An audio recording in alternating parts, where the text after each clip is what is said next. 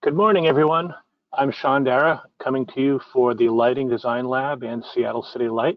I'd like to welcome you to our latest fine webinar this morning, Commercial Heat Pump Water Heating. It's an engineering deep dive. I have the distinct pleasure of introducing to you Lauren Beskar from DNR International and Colin Grist from Ecotop, who will be presenting and moderating today. So without further ado, Lauren and Colin, the floor is yours. Please take it away. Thanks so much, Sean.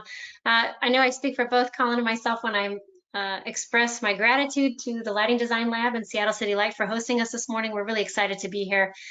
Commercial heat pump water heating is an exciting technology. Colin is a subject matter expert here today. I'm going to share with you all the deep information you need to know about designing your own system. Couple of thoughts here about how to interact. We love to hear from you. We love to hear your questions and your comments, your reactions to the content that we present. And there are a couple of ways that we're going to ask that you go ahead and interact with us today. The first is in the Q&A, the questions tab. If you see it on the menu bar of your go-to menu, please go ahead and you can actually click that. There's a box with an arrow. If you click that, it expands for you. You can type in your questions there, and I'll make sure to, Colin, when we have a question, I'll turn my camera on so you can see that. And then when you're ready to pause, go ahead and then I'll be able to ask you those questions. The other thing is have your smartphone handy. We're going to run an app called Slido. It doesn't take any user data from you. It won't spam you later. But what it allows us to do is to run some interactive polls during the session where we can gauge how you're understanding, further need for clarification, and also learn something about you, where you're coming from, what your profession is, and how you're interfacing with this content, and what brings you here, basically. So thanks for doing that this morning. It makes it a lot of fun for us. And with no further ado, Colin, go ahead and take it away. Thanks, Lauren, and welcome everyone to a webinar on commercial heat pump water heating. This is part one of the engineering deep dive. And we have a lot of material to cover, but we have 2 hours to go over it. So I hope that we can cover a lot and help you with your understanding of commercial heat pump water heating systems. We're going to focus on 3 key questions today. What policies are driving the adaptation of heat pump water heating systems? What makes a good commercial heat pump water heating building candidate? Where are we going to see energy savings with these systems? What building types? And then what are the key components that make up a commercial heat pump water heating system? And we'll break those down into 4 fundamental components that we see across all of these commercial heat pump water heating systems. And to begin to establish some best practices with those components, but in session 2, part 2 of this engineering deep dive, which will be on Wednesday morning, we're going to dive deeper into the intricacies with those components. So please join us for part 2 as well with this 2-part series. So like Lauren mentioned, we have a Slido. This is a really great interactive tool that we can all use because we're in a virtual classroom right now. Unfortunately, I don't get to see all of you in the audience today, all your smiling, attentive faces. But we do have this awesome tool that doesn't take any of your personal information. It won't send you spam emails or anything like that. And so if you navigate to slido.com on your web browser or your smartphone, and you can enter this code here, commercial heat pump water heater 1, we'll get started with a few questions shortly. So I'll give you all a moment to navigate to slido.com and we can begin.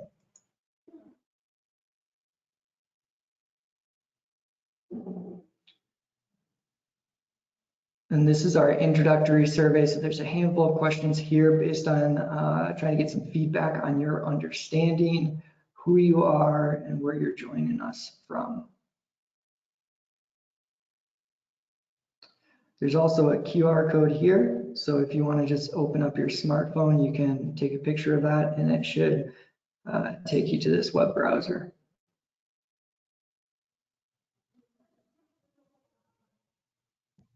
So Colin, I know that we have 73 people in the audience with us this morning, which is really exciting. It's so cool to see all you there. So we'll wait just a little bit as folks are logging on. But Colin, while they're doing that, can you give me a little bit of a history of your own background with these systems? You've been doing this for a while.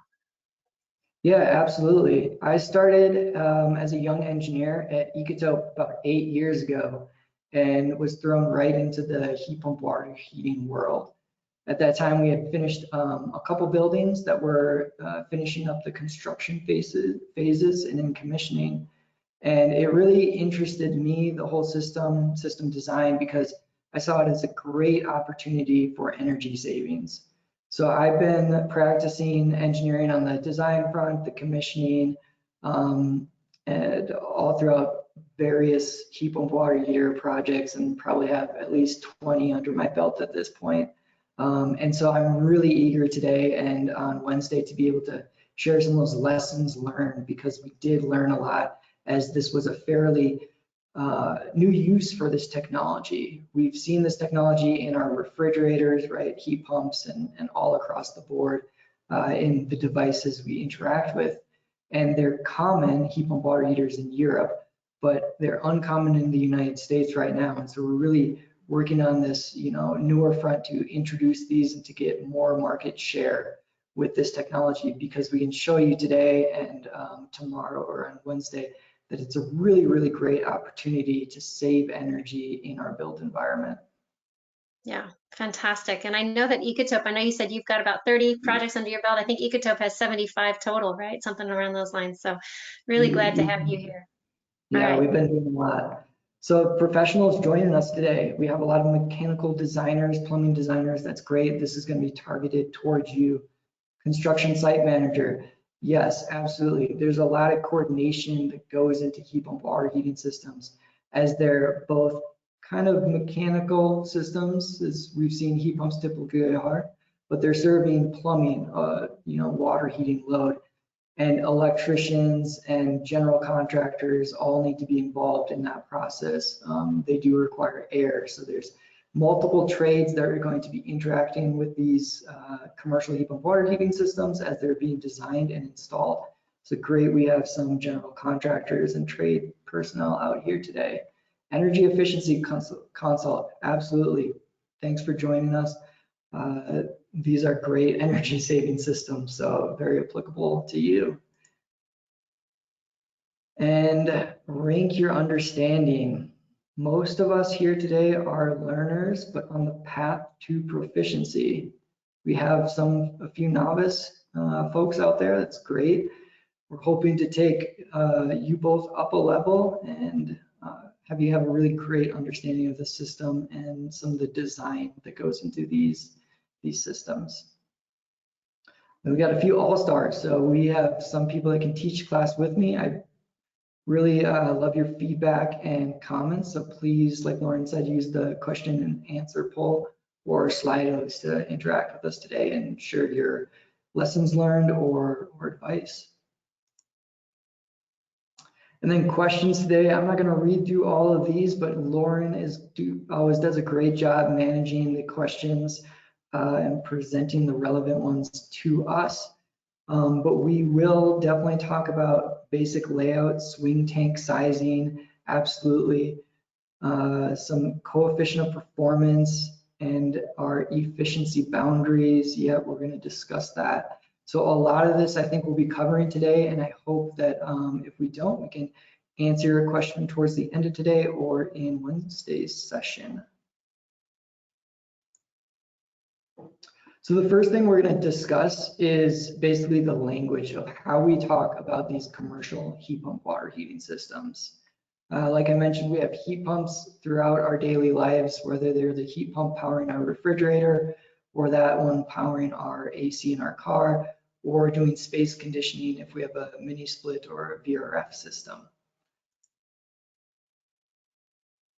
Heat pump water heaters come in two basic types.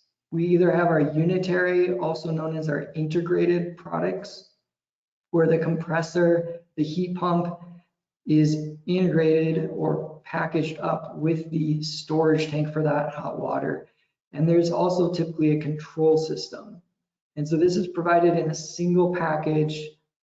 You can buy these from the big box stores like Home Depot or Lowe's. but they're typically smaller residential products. Now, A.O. Smith is coming out with a larger, has come out with a larger, more commercially oriented unitary product. But when we package everything together, we're typically referring to that as unitary or an integrated heat pump water heater. Counter to that, we have our split systems. And shown here is also a residential heat pump water heater. This is the Sandin or Sandco 2 heat pump water heater. And what's different here is the heat pump and the compressor, the evaporator, all those components are split apart from our storage tank. And so we're typically referring to these as split systems. These do give us some more flexibility in our design approaches, as we can now locate the heat pump remotely to the storage tank. And because these heat pumps do require a source of air, that can be very advantageous depending on your system design and the building you are working on. And so split systems are more commonly available as commercial products, but we do see residential split systems like the Sandin product here shown. But a lot of the larger, more commercially sized heat pump water heaters with a higher heat capacity are typically sold as split system heat pump water heaters with a separate storage that either you as the designer specifies, or you get recommendations from the representative or manufacturer for a storage tank that works well with their product. And we also need to understand the difference between residential and commercial systems, because I just alluded to that you can use residentially sized heat pump water heaters for a commercial load. We can group a bunch of those together and serve a larger commercial load or a larger occupancy. So in the advanced water heating spec, this is it's version 8.0, it's coming out this year. There is a line drawn, and that's at 120 gallons and 6 kW. We're serving more than 4 units. So commercial loads, we're going to see larger system sizes, greater than 120 gallons and 6 kW.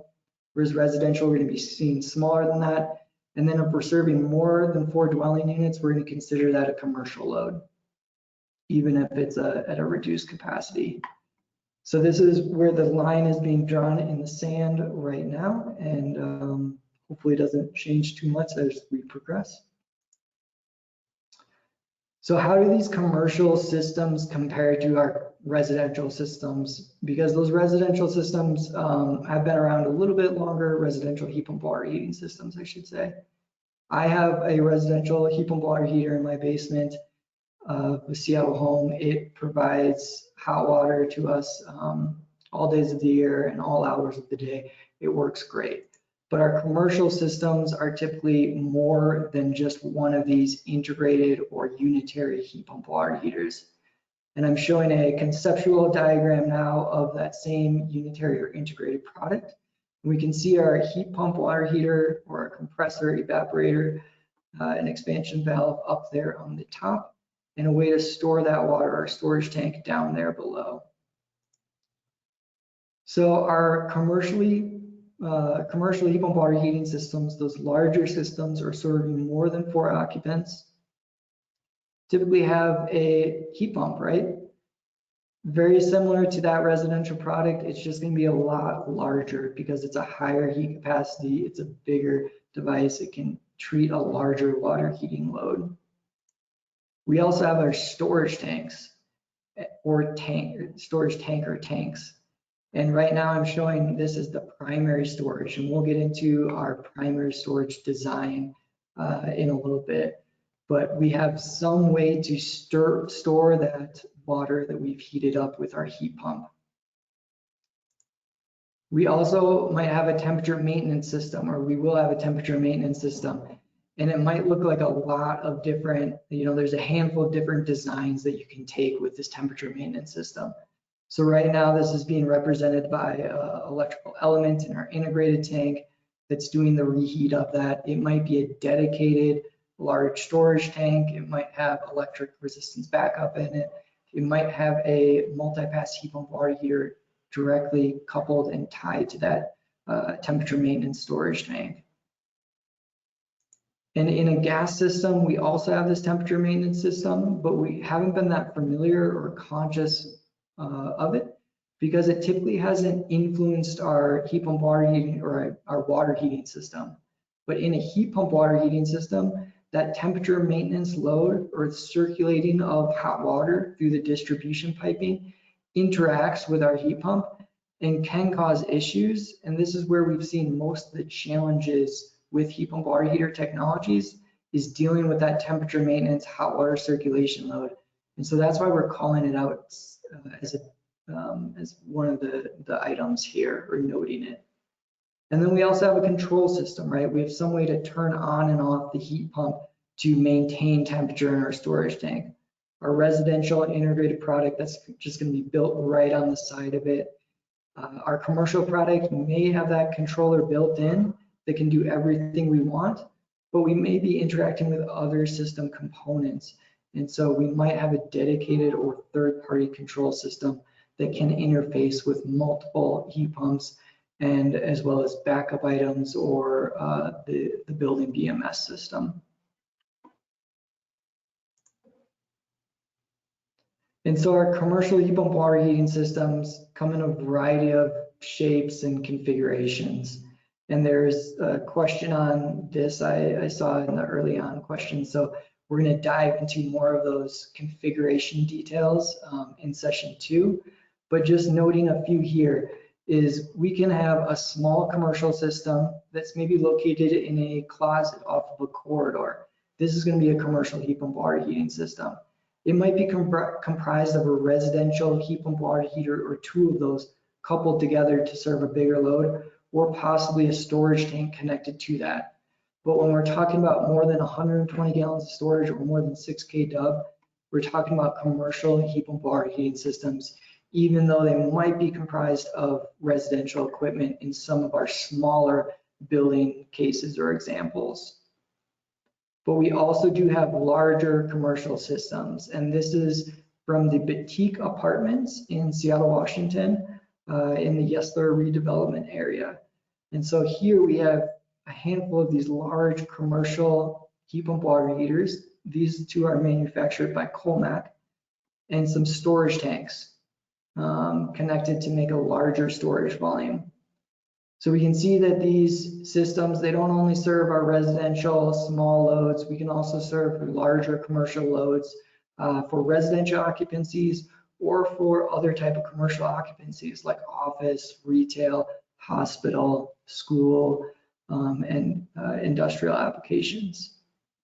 And then the new and greatest thing that I think in the heat pump water heater world is really the development of these custom engineered systems to more of skid type systems, where we have the manufacturer of the heat pump water heater or representatives that's worked closely with that manufacturer for years, coming up with full systems where we have our storage tanks, our piping, our expansion tanks, maybe a backup water heater, and our heat pumps all combined and connected together on a skid or platform. So it's more of a plug and play application versus a site-built, larger, more engineered system. This is taking a lot of pressure off the engineers who are unfamiliar with this technology, or the plumbing designers who are unfamiliar, and requiring or allowing the manufacturer and the representatives to help guide us in really efficient, smart system designs that are going to operate reliably for a long period of time. And so it's great that we've seen these, custom engineered systems being pushed more towards these package skids. And so this is a great, great opportunity for you all to jump on that type of system design if it makes sense for your application in your building. So we're going to look at a few very light case studies on just like those three system sizes, and tie some configurations into those and talk about where they might be, a good use of that system design. So shown here are two residential integrated heat pump water heaters. These are the smaller units where we typically have a storage tank and a heat pump, a control system that's standalone, and maybe a backup element. And we can combine two of these in parallel if we have equal distance piping, and take the hot water circulation water back to the storage to serve a smaller load with a low hot water circulation or temperature maintenance load. And so this might be great for some of our smaller residential buildings where we have maybe a group of townhomes or a group of 1 or 2 bedroom apartments next to each other. This isn't necessarily going to be a great system design for our larger commercial buildings that are maybe 200 units plus, right? We might be able to put a handful of these throughout the building to serve that load, but in general, when we're talking about these residential products, we're using them more for these smaller building sizes, of course. They do make a lot of sense for our restaurant environments because these heat pumps are always taking heat out of the air. Restaurants typically always have a cooling load. And so it's a great opportunity to use some of that free cooling that we're getting with our heat pump to add some, free cooling to the kitchen environment. And because these kitchens typically don't have a large temperature maintenance or hot water circulation load, this is a great system design that essentially prevents these electrical elements from running. And that's the more inefficient way to heat up that water rather than our heat pumps. So that's always a good thing when we can prevent those elements from engaging or running. Now I mentioned Batik Apartments. Here is a picture of that building. We got the Seahawks Stadium, go Hawks. We got our port down there, taking in goods from all over the world and sending them out. And so this was a great example. This building has been in operation for probably close to 5 years now in the Yesler redevelopment area. And this building is about 200 units, and it has a dedicated temperature maintenance system. And we'll get into that system design in session 2 or part 2 of this engineering deep dive, and why we chose to do a dedicated system for that building.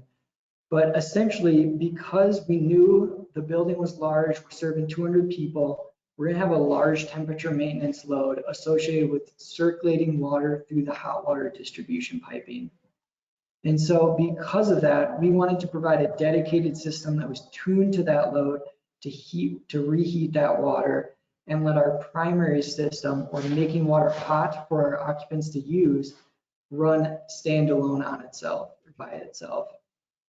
And this system has been operating fairly efficiently at about a 2.7 COP, or coefficient of performance. It's about 275% efficient, which is really great compared to gas water heating system, which is operating closer to 90% efficient, or a COP of 0.9. And we put these in an underground parking garage, which we'll touch on later, but that acts as a great thermal buffer zone so that we can use this technology in Seattle during all times of the year. And we're going to be touching on refrigerant and refrigerant selection and how it applies to this case study in part 2.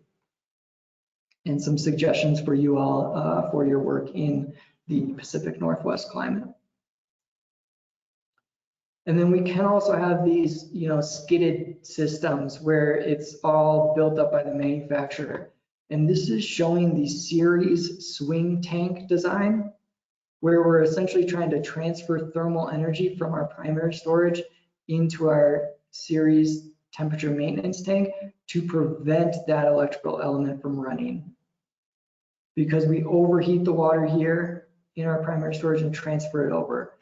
So this type of design is great for systems with a lower temperature maintenance loss rate, or less hot water circulation piping, essentially. Better insulated too, right? We want low loss rates on that temperature maintenance system. And this is where this system design really shows its true worth. And so this, swing tank design was originally based on the Sandin heat pump water heater, which is a smaller residential product. And so we applied this to the HopeWorks building, which is in the Pacific Northwest. And because we had this smaller residential product and it was a larger building, they're around 100 units spread out. We decided to go with multiple commercial central heat pump water heating systems. And so you can see our floor plan here, and this should zoom in. We essentially have multiple central hot water systems that are serving risers or groups of apartments up and down. So this system is going to serve that, and then this one will serve this bank. And so these central systems are still serving more than 4 occupants. However, there's multiple throughout the building to serve a bigger building size of 100 units.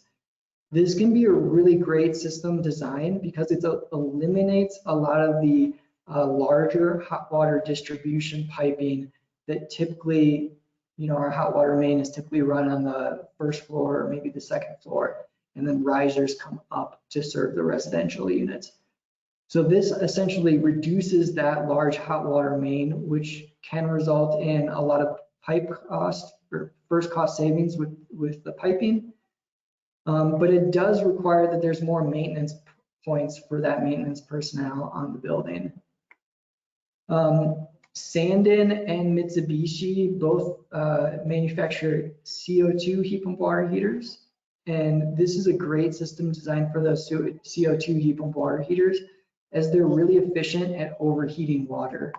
And this system really relies on overheating water in our primary storage and transferring that energy to our temperature maintenance tank, which we'll get into more in part 2 of the engineering deep dive. So we saw that, these commercial heat pump water heating systems can come in multiple flavors or sizes and configurations, right?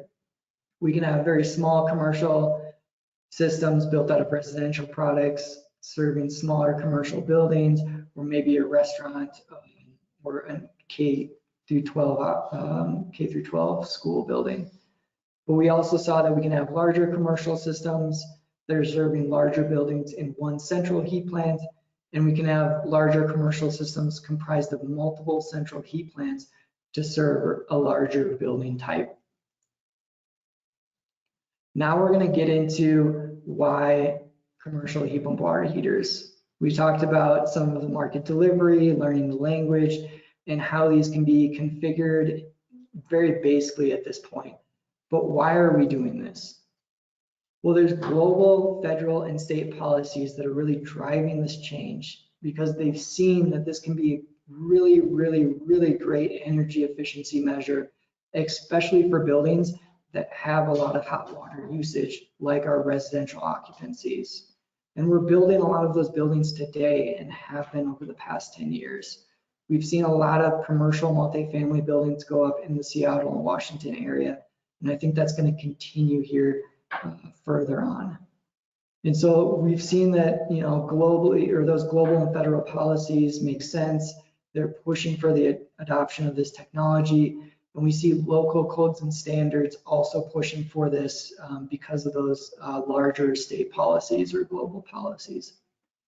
There's also great reason to do it now because Seattle City Light is still offering incentives and rebates, and there's also rebate programs available for heat pump water heaters. So it's still, it's not early on, but it's still a little bit early in the adoption of these products and these systems in our commercial buildings.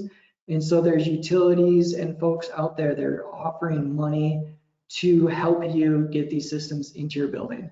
So it's a great opportunity to capture some of those incentives right now that may not be available for too much longer. So I'd strongly encourage you to think about those and consider those. And then it lowers the operating cost. This is why I installed it at my home in Seattle, is it dramatically cut my water heating bill about by it was about by 2/3 actually, or about 50%. So there's great opportunity for energy savings, and that rolls onto the user as operating cost savings, whether that's the building owner or the tenants in the building seeing that savings. And then it's an awesome energy efficiency measure, right? Their heat pump water heaters are about 300% efficient compared to our gas water heaters or electric resistance, which are closer to 90 to 95% efficient. And societal changes. We've seen that burning gas in our home is not a great idea, right? There's tons of articles out there, if you're paying attention, about asthma in our youth. And that's directly related to basically cooking over natural gas fires in our home.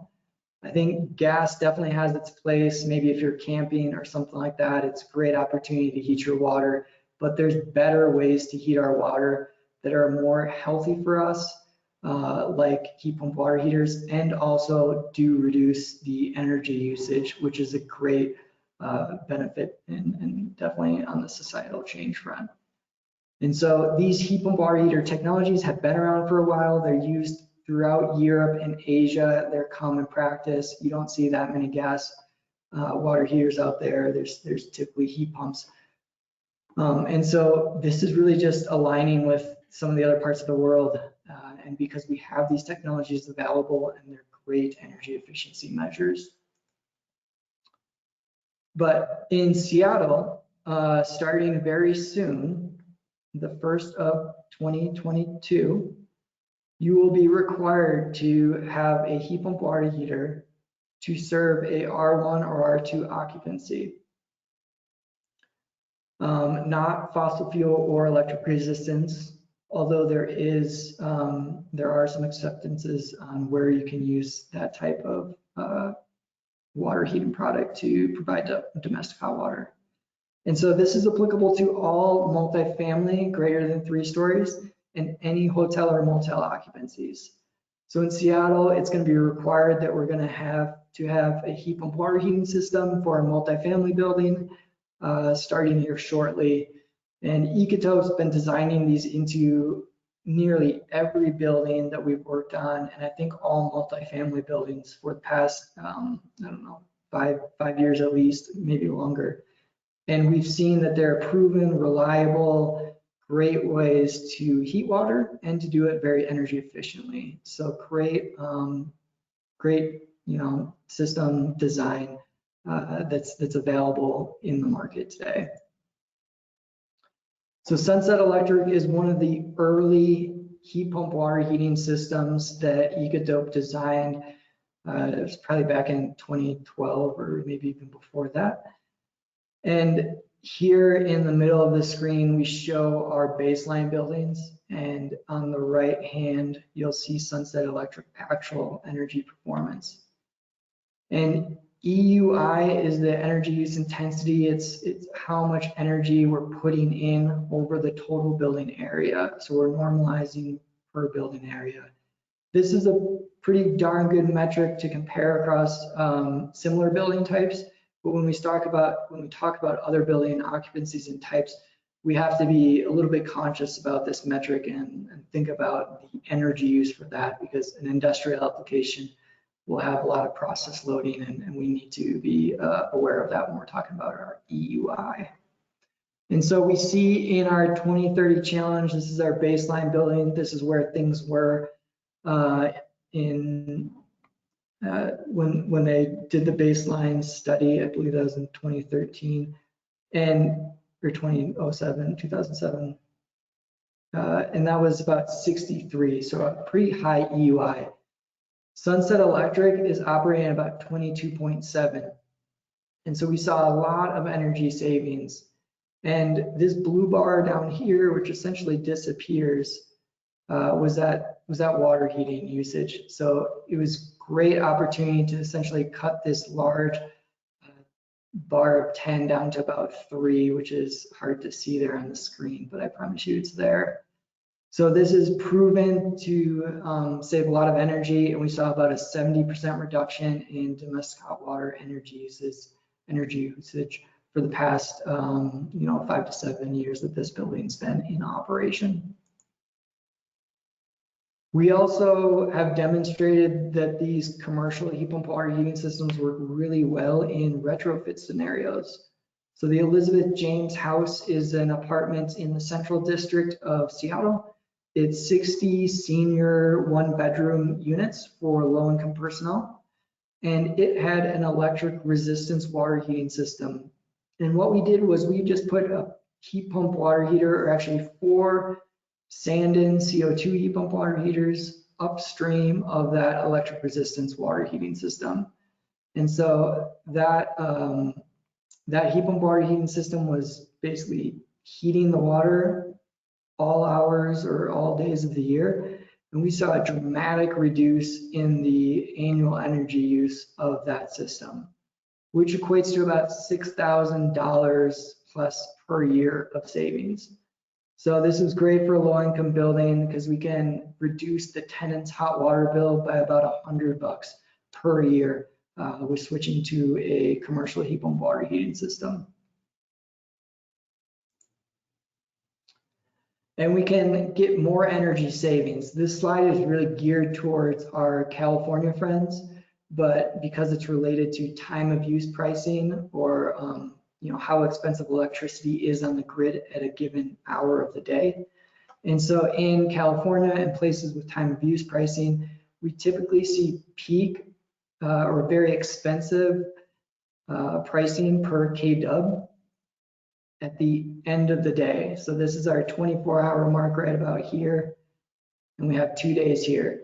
And so heat pump water heaters, because they typically have a larger thermal storage bank or a larger storage tanks than gas or electric resistance water heating systems, they can be great to capture or to make use of this peak time of use pricing for more energy savings.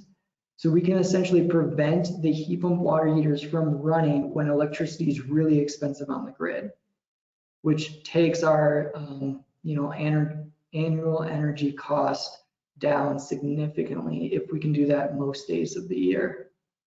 And so although we don't have time of use pricing in Seattle right now, the grid's all tied together, and so we might be seeing this in the future.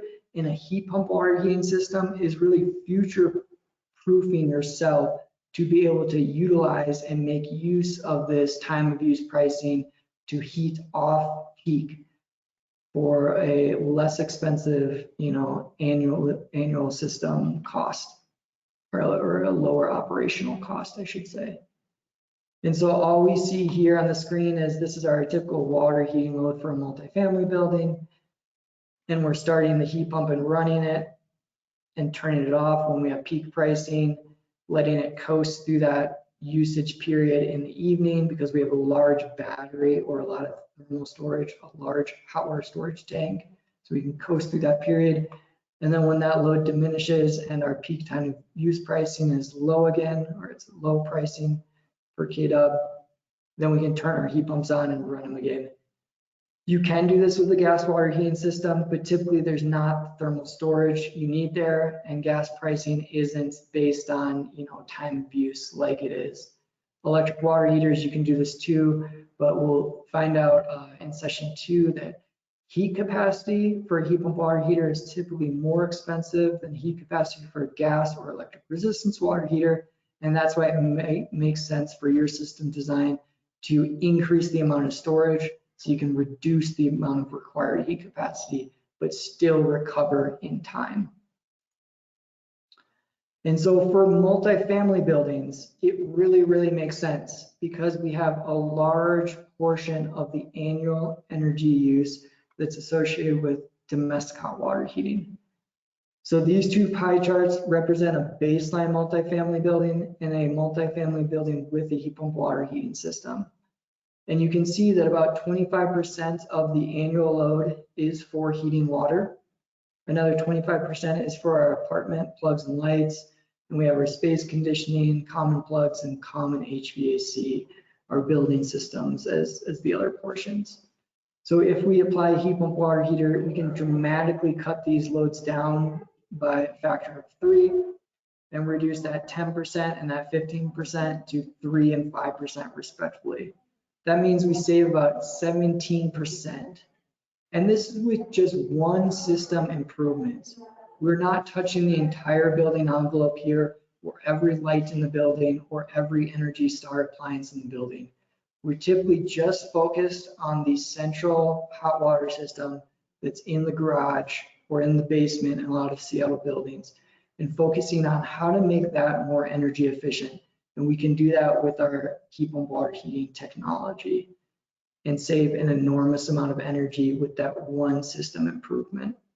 So a great opportunity here for building-wide energy savings, and it does make a difference. So I'm going to pause here. We have another slide out. I think Lauren will probably come in with a few questions, but tell us, what aspects of the commercial heat pump water heating system are most appealing to you? Is it the energy savings, the cost savings, the environmental friendliness of it? Let us know, please. Yeah, excellent. Yeah, Colin, while folks talk to us about what appeals to the most about these systems so far, we have some good questions in the Q&A feature here. The first was related to the Elizabeth James study. Jenna asks, what was the payback? Do we have any sense of what the payback was when we're reducing domestic hot water energy usage by 70%? Yeah, absolutely. Elizabeth James is a great example of a good payback. We saw it was under 7 years is what we anticipate due to the current trending of data. And one of the reasons why it's 7 years is because the initial system there, we were able to reuse some of those components. We reused the storage tanks. And we also reused the electric resistance heaters that were there for backup. And so that was a great example of sometimes we can reuse some of those components that are in our building and still have a much more efficient system with a 7-year payback. Awesome. Here's another one that I think is, it comes up a lot, and this is a really awesome, especially when you consider California, maybe some in Washington as we get more solar integrated in Washington. But has Ecotope looked at aligning the heat pump water heating load to coincide with peak solar generation for net metered applications? Absolutely. So with our, heat pump water heating systems, which I'll encourage you to have more thermal storage, we have a great opportunity to use that battery or that hot water storage tank as a thermal battery. Just like we have batteries in our cars or big battery banks on the grid that are storing energy, we can use that hot water tank to store energy and really align with when energy generation is occurring, whether it be very low cost solar during the middle of the day or excess of hydro during periods of high river flows. Perfect. So here's another one. How was the peak demand savings confirmed in comparison with the timing of the building's peak electric demand?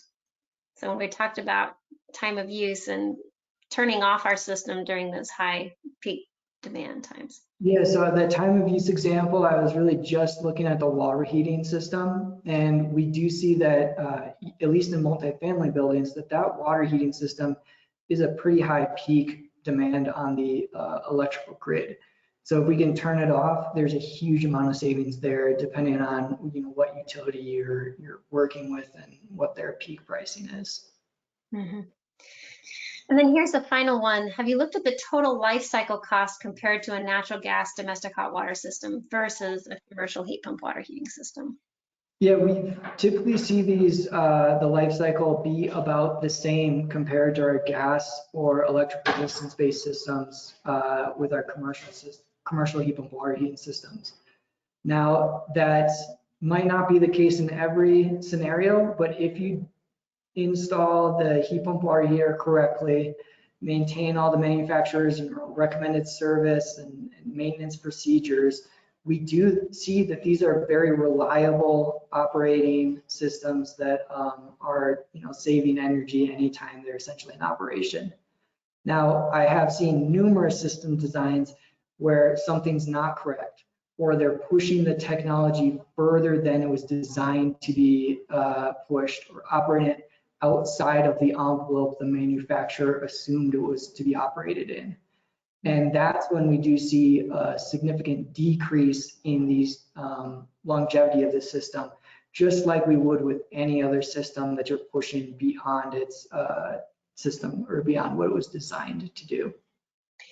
And I know, Colin, we have a session coming up, and in fact, several folks asked about, how do you specify equipment? How do you know, these very particular things? The course that really might go into that might be the design, operation, and maintenance course, which begins October 26th, which is coming up here at the Lighting Design Lab with you. And that might be another session where you can dive even deeper into those kinds of considerations. Yeah, it's a great course. We step through a little bit differently than we are today, but a lot of the same points we hit. But we start off looking as if this was the developer or the architect and their approach to a commercial heat pump water heating system.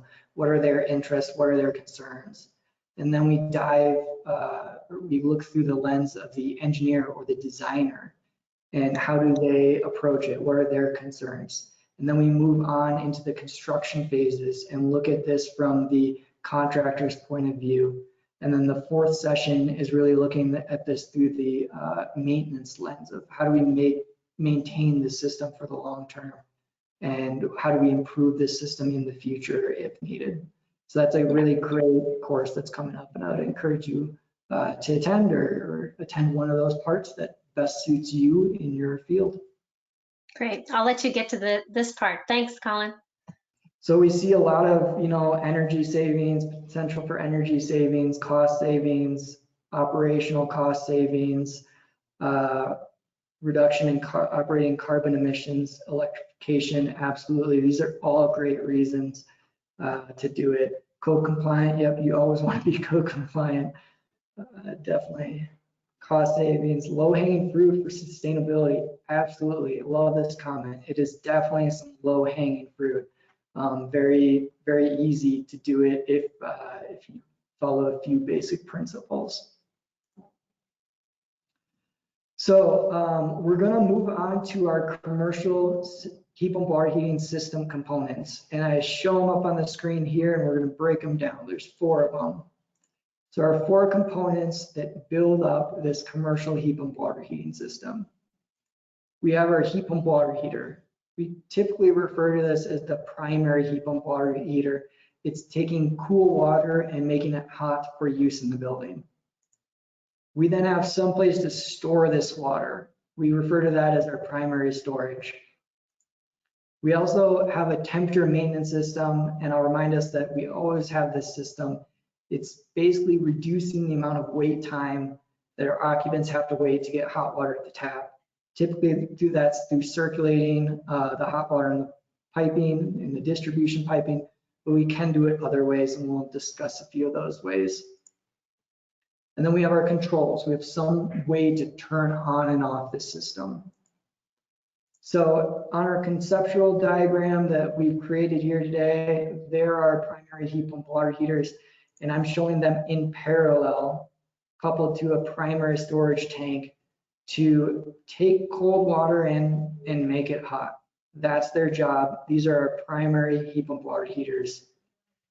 And they're connected to our primary storage tank where we're storing that hot water. We also have a temperature maintenance system. And right now I'm showing a dedicated temperature maintenance system with a multi-pass temperature maintenance heat pump on it, or essentially a dedicated heat pump to reheat that temperature maintenance loss. In most scenarios, we have a circulation pump that's pumping water through that piping to keep it hot near the occupants. So if no one's using water for a while, it's not cooling down in the distribution piping. And so we have to be aware of that system a little bit. We have to be more conscious of that system more than we were with our gas or electric resistance water heating systems that we might be more comfortable with. And then we have controls. We have some way to turn on and off those heat pumps and maybe our backup equipment. This control system might actually be able to send us out email alarms or trend data or notify our maintenance personnel that an air filter or something needs to be changed. So those are our 4 components, and we're going to go through each one here and talk about some of the requirements or some things to be aware of. And so the first one we're going to discuss, of course, is our heat pump water heater, our primary heat pump water heater. And I created this pretty simplistic diagram here where we have our split system heat pump water heater connected to a storage tank, and we have a pressure enthalpy diagram for the engineers in the group with some lines and coloring on it. And so we can think of pressure and temperature as the same in this scenario, and enthalpy is the amount of energy that's going into this system, right? Or amount of energy in our system. And so a heat pump water heater works same way as a heat pump space conditioner works, same way as your refrigerator works. It's moving heat. So today we're talking about air source heat pumps. So we're taking heat out of our source of air and putting it into hot water for domestic use. So the first part of the cycle is this evaporator. This is the air to water or air to refrigerant heat exchanger. We're going to typically use a fan to blow air over a coil, similar to the radiator in your car, except this evaporator is designed to pick up heat rather than your radiator is designed to discharge heat, engine heat. And so the evaporator, right, we're picking up heat. And on the pressure enthalpy diagram, this is our free energy in, or it's nearly free, as we're basically just spinning a fan to get this energy. And so because we're picking up heat out of the ambient air, we're going towards the right or higher in our enthalpy or energy content to the right-hand side.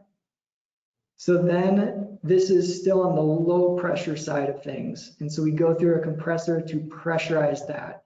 That's putting energy in. That's our 1 unit of energy after we got 2 units of free energy from the air. That is boosting the pressure and temperature so that now that refrigerant here is at a higher temperature than the water here. And that allows us to go through our condenser next, which dumps that temperature or that energy into domestic hot water. Because we boosted the pressure, so we're at a higher temperature, and now we're dumping that thermal energy into that domestic hot water in our condenser or our refrigerant to water heat exchanger. And then it's a cycle, so we need to start or we need to end where we started, and that's what the point of the expansion valve is for, is that expands or allows the refrigerant to expand, which reduces the pressure and brings us back to the beginning of our state. And so a heat pump water heater is more efficient than gas or electric because it's more efficient to move heat than to make heat. And a heat pump water heater is moving heat, typically from a source of air, into our water. It's much more efficient than your electric resistance water heater that's making heat by essentially burning electronic coil or filament in a storage tank to heat it up. And there's primarily 2 types of heating cycles that heat pumps operate in. Both these cycles were moving heat, but they're operating a little bit differently. Single pass heat pump water heaters take water at whatever temperature it is, heat it up to a single pass to the discharge water temperature or above the usable water temperature. So a heat pump water heater in our Seattle climate is typically taking water in at about 50 to 60 degrees Fahrenheit, heating it up to around 140 degrees Fahrenheit or whatever your set point is, and storing it in a storage tank. Because heat pumps are essentially single speed or not variable capacity devices, the amount of heat in the air changes depending on what season it is outside. And so these single pass heat pump water heaters typically modulate the water flow rate through the device to always discharge at 140 or whatever their set point temperature is. So if we have really cool water and really cool air conditions, then this flow rate will be slower through this device than if we have really hot air temperatures and maybe a little bit warmer water. That flow rate's going to speed up so that we're always putting 140 or whatever set point is into that tank. Single pass heat pump water heaters are using that full heat pump cycle And so they're typically more efficient than multi-pass heat pump water heaters. That's the other way we can operate this heat pump, or it can be designed to operate. And so in a multi-pass heat pump water heater, we're typically doing multiple passes. We're heating the water in multiple passes through our storage tanks until it gets up to temperature. And our flow rate is typically unmodulated. So we might be getting 110 in and 120 out. And then when 60-degree water comes in, it will only push out 70 or maybe a little bit above that. These multi-pass heat pump water heaters most often have like a 10-degree lift, similar to other multi-pass space conditioning heat pumps out there.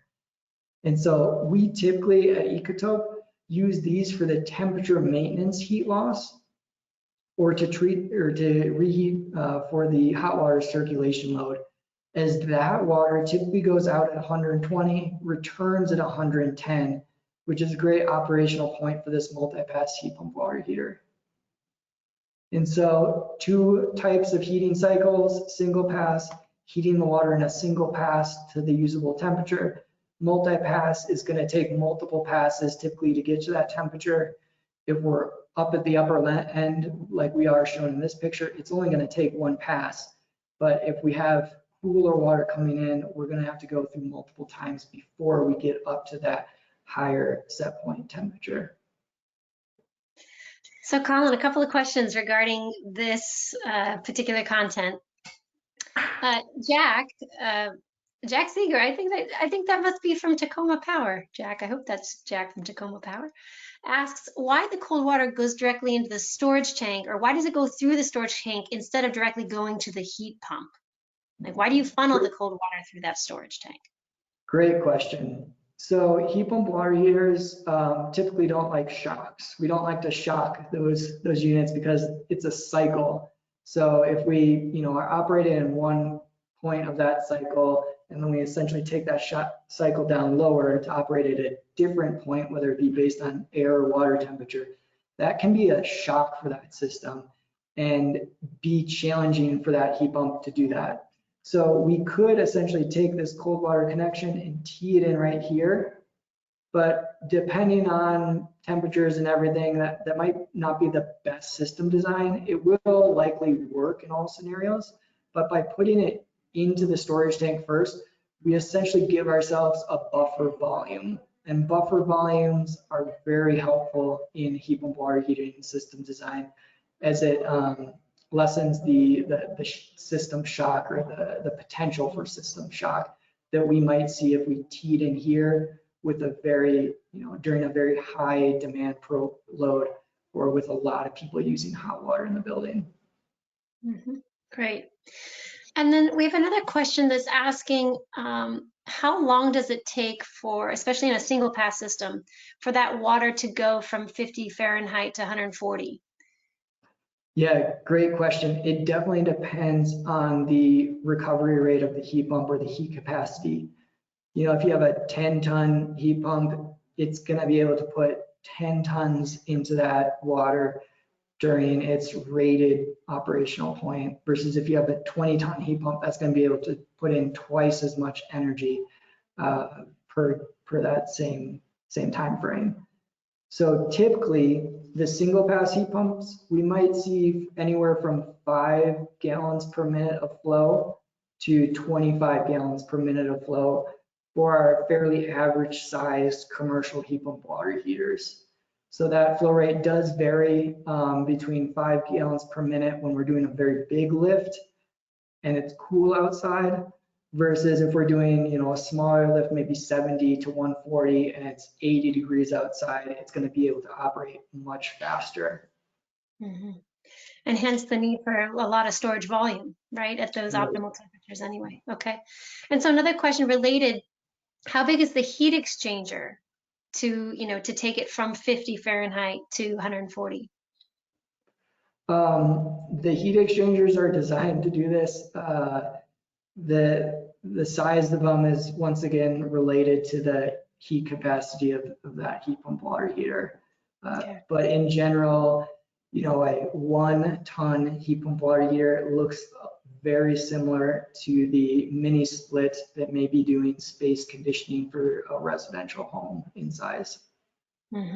Great. How stratified realistically is the temperature in the tanks? Yeah, when you're doing a single pass heat pump water heater, you can get a very, very stratified tank. With the multi-pass system design, that's typically a little bit more challenging to get that level of stratification. But later on in this and in session 2, we touch on stratification and how critical that is for the heat pump water heating efficiency. Okay, so Aaron, save your questions, the rest of your questions for session 2, because I think that'll be a great one.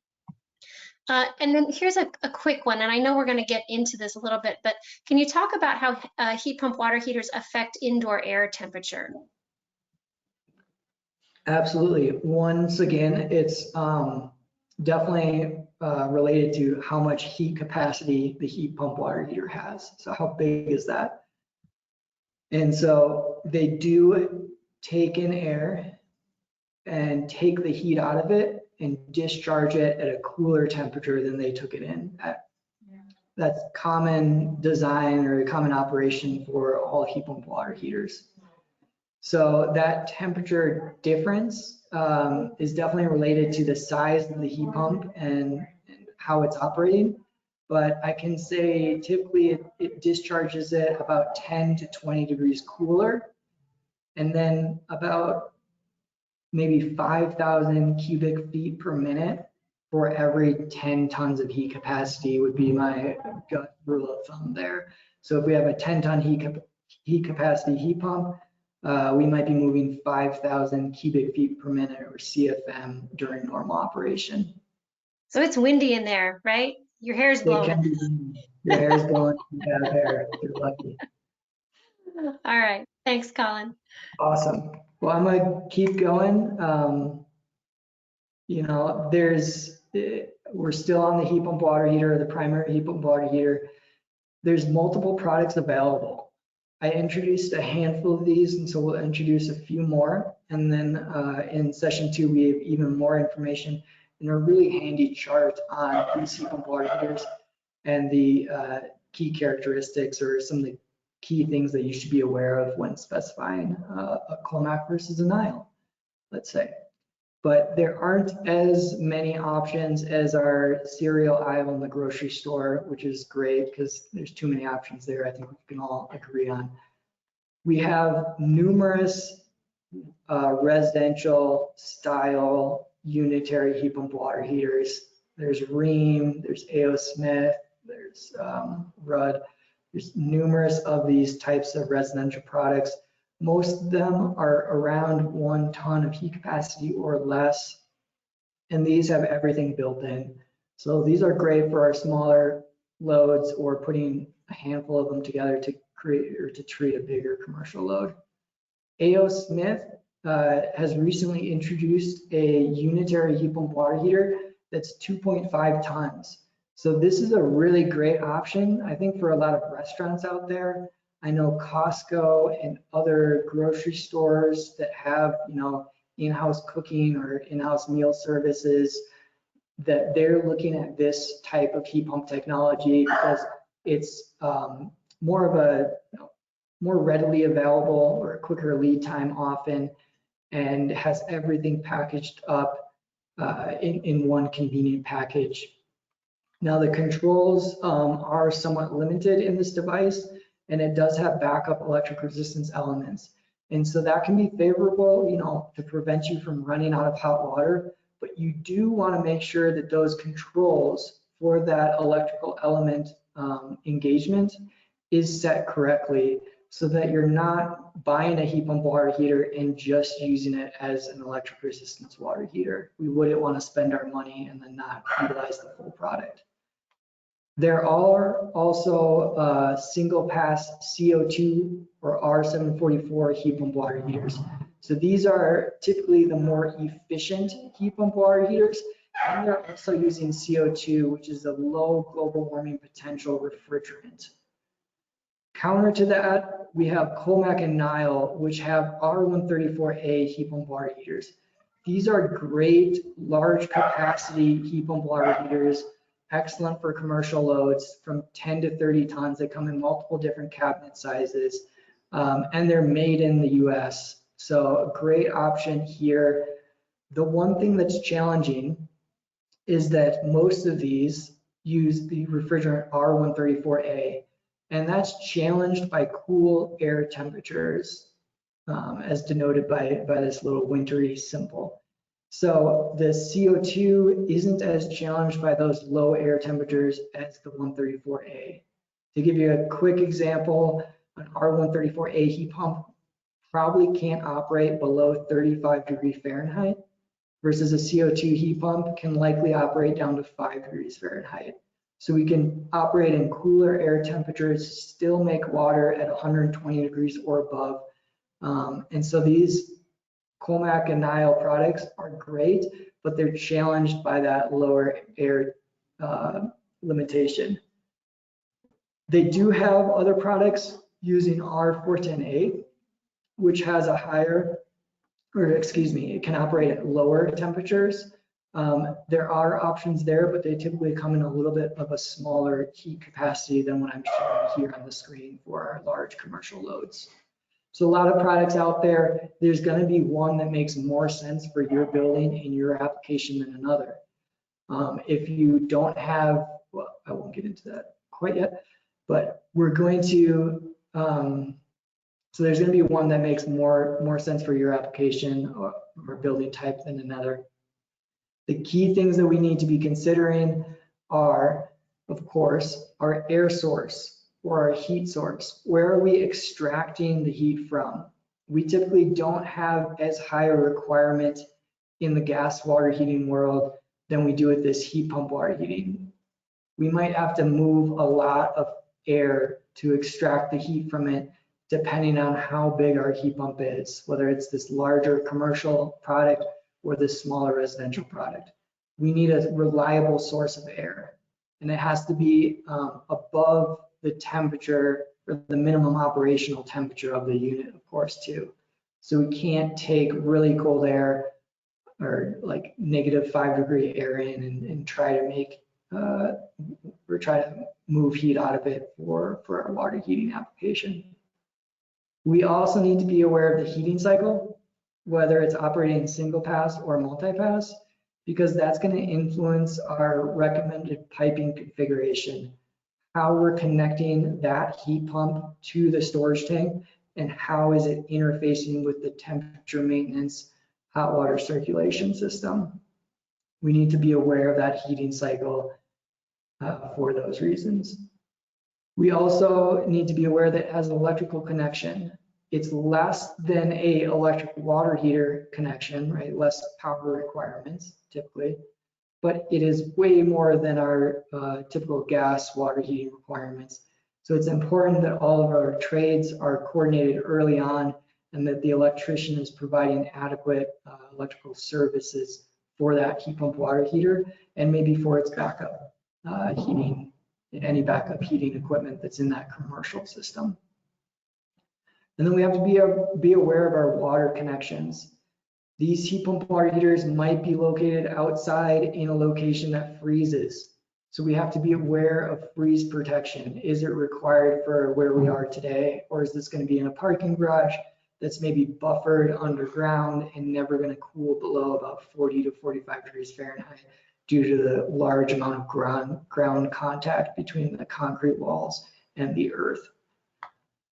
We do also need to provide condensate management or some way to manage that condensate. Typically it's a floor drain with a pipe going to it, but if we put these outside in a location that might freeze, that can create an ice dam to and from the unit. So we have to make sure we're conscious about how we're treating and controlling that condensate, because these heat pump devices will create condensate during normal operation. And then maintenance and access. This is always important, but heat pump water heaters do have air filters that typically need routine cleaning and access. So make sure you're not locating this in a very challenging place for the maintenance personnel. We want to ease their burden. They have a hard job as it is keeping these buildings up and running. So please be conscious about the amount of maintenance, access, and the time frame and repetitiveness of some of those maintenance procedures. And then the last point I like to highlight is the sound level and noise considerations. Most of our other water heating systems like gas or electric resistance units don't really have a sound level or don't make noise at all. Heat pump water heaters have a compressor. Depending on how large that compressor is, how much heat capacity the heat pump has, it might generate a substantial amount of noise. And so you really want to be very conscious about that sound power rating and where you locate these devices relative or in relationship to our residential occupancies. It's a bad idea to put this right outside someone's operable window and assume that they won't complain. Now, some heat pumps have much quieter sound power levels than other heat pump manufacturers, so please be aware of that. Typically, the residential products are less noisy than some of our commercial products, but all of that information is regularly available on the specification or the submittal sheets. So please reach out to your manufacturer and talk to them about the anticipated sound level of these devices. We're going to pause for questions here before we go into our thermal storage, where we're going to store the hot water that we just created with our heat pump water heater. Yeah, Colin, so a great question from Lester. We know that heat pump water heating systems, they discharge that cool air, right? They discharge, it's never warm air, correct? It's always cold air that they're discharging. Cool, it's all, yeah, correct. It's always cooler than it was taken in at. Exactly. So, so just a point of clarification. But so then, are there systems that are being developed that would route that cooler air into the HVAC system, for example, to cool the building, or to utilize that discharge air? There's a lot of clever designs that you can come up with to utilize that. We recently finished a casino project in the kind of Pacific Northwest area that is using that heat pump water heater cool discharge air to cool the casino floor, because this casino also has a hotel, so that we have a high hot water load that's always present in a hotel environment, and we in a casino we nearly or always have a cooling load. So we can use some of that free cooling energy to cool spaces like a casino or a server closet, electrical room. There's restaurant environments or the kitchen of a restaurant environment. There's a ton of great potential for reutilizing that cool exhaust air. You just want to make sure you're aware of your fire partitions and your separations for various occupancies. Right.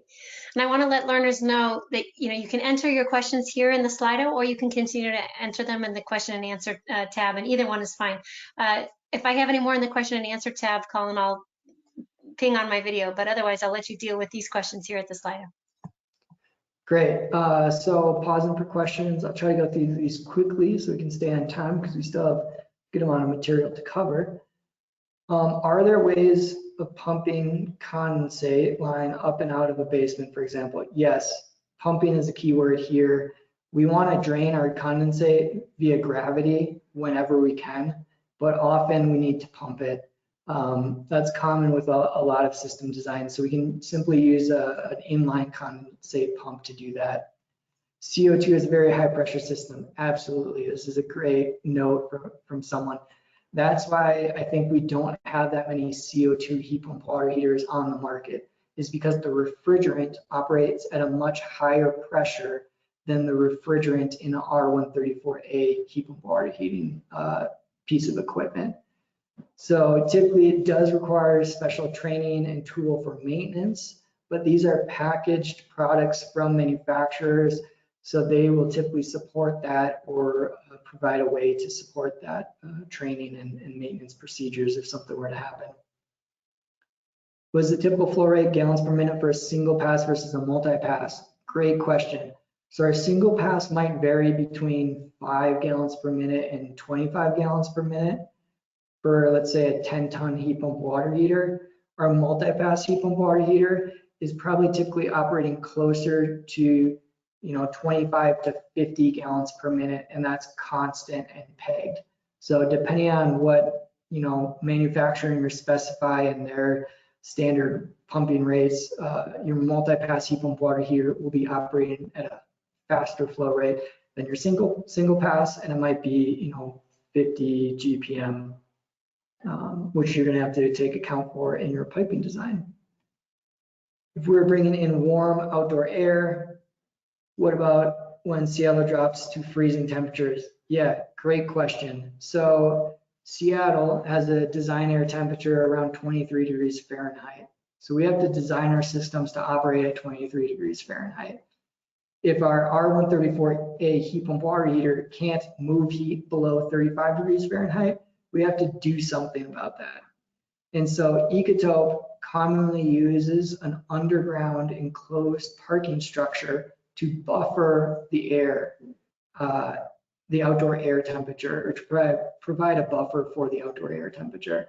And so essentially what we do is try to locate the commercial heat pump water heating system low or far away from the garage entrance door, which is typically ventilated, so that as the air is pulled through the garage, it warms up, because our concrete garages are uninsulated and they're in direct contact with the earth, which stays at 50 degrees all year long.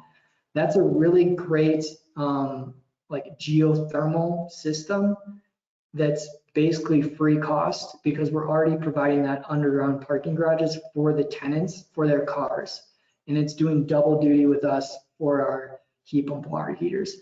Very simple approach, and I think we should have some slides on that in the later session when we're looking at a case study for Jackson Apartments. Can you have storage tanks in the horizontal orientation, or is it vertical needed for stratification? Great question. We're going to touch on that shortly. Vertical is way better for stratification. You can probably do horizontal, but I would highly encourage you to do vertical. And I'll show you how to make a bunch of tanks into one very tall tank with this series piping design. And last question, Colin, is it possible to reduce the temperature impact? I guess I'm assuming the outgoing temperature impact through venting. Can you just vent that somewhere else? Yeah, so when we're installing our heat pumps in an enclosed parking garage, we typically put the heat pumps by the exhaust fan system, so that the exhaust fan system is constantly running. It's pulling air in through that garage opening, hopefully level up through the garage. It's warming up, and then we're taking some of the air, taking the heat out of it, putting that heat into domestic water, and then discharging cool air. And we want to discharge that cooler back to our garage exhaust fan system, or we can duct it directly out. Both are options. We've done both in the past. Sometimes it's cheaper to do one way versus the other, but that really comes down to the architectural design of the building.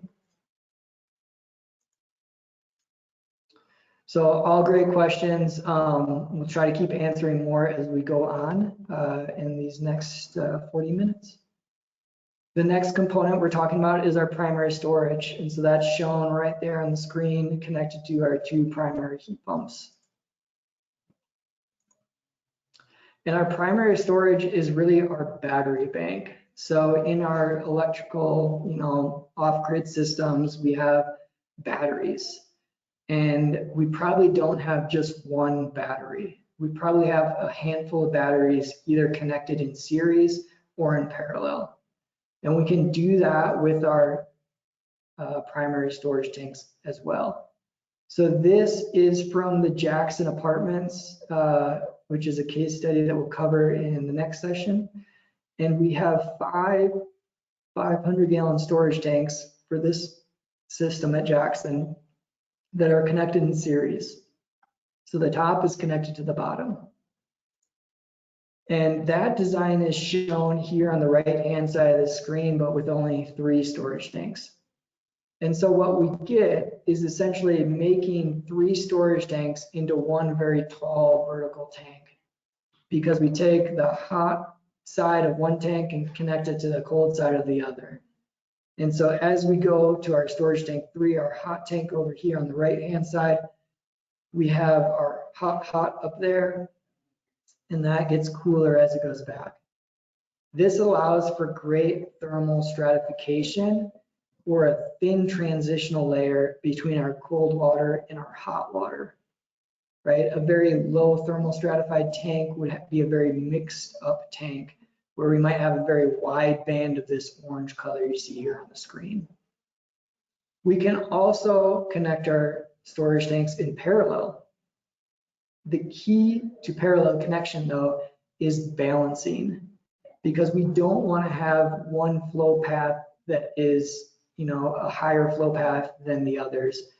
That would result in, mixed temperatures across our storage tank. So we might have one at 110, one at 135, and one at 142. We want good balancing both on the cold water supply side and on the recovery side from our heat pump water heaters. So balancing is really important in our parallel storage tank designs.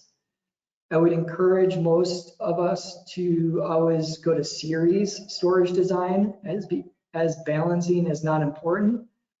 And there's typically a simpler control strategy that comes with the series design. And so here is the point at which the heat pump water heater would turn on. We have our warmish water triggering this aquastat. So then this heat pump water heater would push hot water into the storage tank, and that would go the reverse flow of this arrow shown and back out, and we'd be pulling cold water out into this heat pump. And then once this orange band makes it to that temperature sensor, that would signify our off. And so we have then hot water from here above all the way through this tank and all the way through the next with fully charged storage tank. So that series piping design allows us essentially to stack our tanks vertically. That helps with our stratification, and it typically means a simpler control strategy versus here we just need to average those temperatures and relay that back.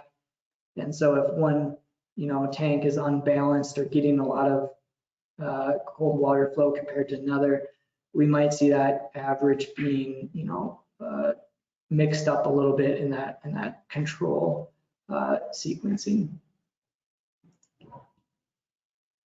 Some considerations for our storage tanks. These are bigger, right? I'll introduce this a little bit more in depth in Wednesday's session, but we can trade off between the required heat capacity and the thermal storage, so how much water we're storing in our tank. Typically, we're trying to prioritize more thermal storage as it results in lower first costs for our system installations. And so we have to be aware of the physical space, the room, and the door sizes. If an architect gives you your standard water heating room and we're prioritizing storage in our heat pump water heating design, you might have to ask for a little bit more room or increase that door size to a larger door to accommodate these tanks. Vertical is better than horizontal for stratification reasons. If you imagine our orange profile in the middle of that tank, it would be just going across that length of the tank. If we twist that tank to a horizontal tank, now our stratification will be a much larger area and equate to a larger volume. So we typically have better effective storage volume with vertical storage tanks than horizontal storage tanks. And if you need more than one storage tank, I would recommend considering a series piping arrangement for your primary storage to increase that thermal battery beyond what one tank allows. So that comes up with the multiple tanks in parallel or in series. Please just be aware of the benefits of both and what you should be aware of if considering one versus the other. We have our height of our control sensor. Here is our aquastat.